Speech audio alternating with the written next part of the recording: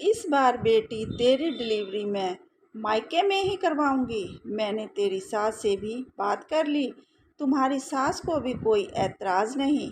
मैं तो तुझे 7वें महीने में मायके बुला लूँगी, पर तूने ही मना कर दिया। अब 9वां महीना शुरू हो गया है, तेरा भाई संजू तुझे लेने आएगा। माँ ने कहा, माँ तुम जिद मत करो, मैं खुद ही आ जाऊंगी, आप भाई को लेने मत, मुझे लेने के लिए।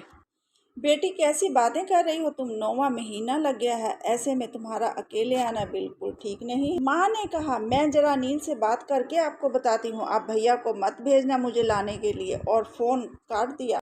नीलू को अपनी पहली डिलीवरी याद आ गई, जब 7वां महीना लगा था और उसे मायके बुला लिया गया, और 9वां महीने के 4 दिन ऊपर ही हुए थे कि नीलू की डिलीवरी हो गई। नीलू को पहले बेटा हुआ जो बहुत ही कमज़ोर था। उसकी माँ बेटे का पूरा ख्याल रखती।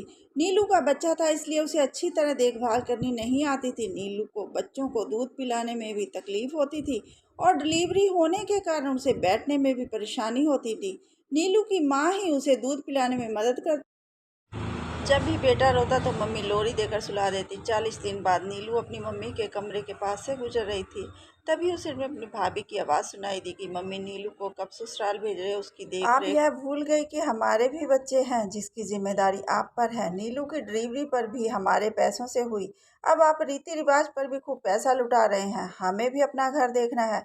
मम्मी की आंखों में आंसू आ गए। इतनी बात सुनकर नीलू अपने कमरे में जाकर रोने लगी। नीलू को पहले दिन से ही लग रहा था कि उसकी भाभी कुछ उखड़ी उखड़ी सी है, पर आज उसके मन का भी पता चल गया था। नीलू ने अपने पति को फ़ोन किया कि वह उसे ले जाए। पति बोला कि मैंने तुम्हें पहले ही मना किया था, पर तुम्हारी मम्मी की जिद के आगे मुझे झुकना पड़ गया। माँ कभी अपने बच्चों के साथ भेदभाव नहीं करती। 40 दिनों में मेरे लिए जो किया उसे मैं भूल नहीं पाऊंगी, पर माँ की यह हालत मुझसे देखी नहीं जाती। भाभी उनके बच्चों को इतना मान सम्मान शायद हमें अपना समझ ही नहीं पाई।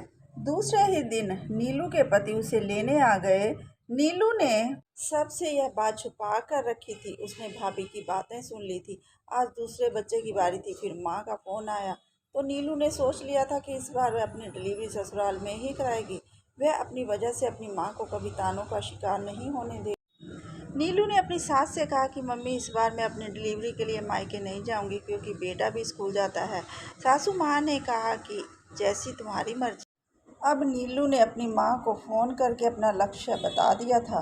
माँ भी समझ गई थी कि वह क्यों नहीं आना चाहती। और अगर आप सबको मेरी ये कहानी अच्छी लगी हो तो प्लीज़ लाइक और कमेंट ज़रूर कीजिए, क्योंकि यह मेरी अपनी जीवन का एक सच है।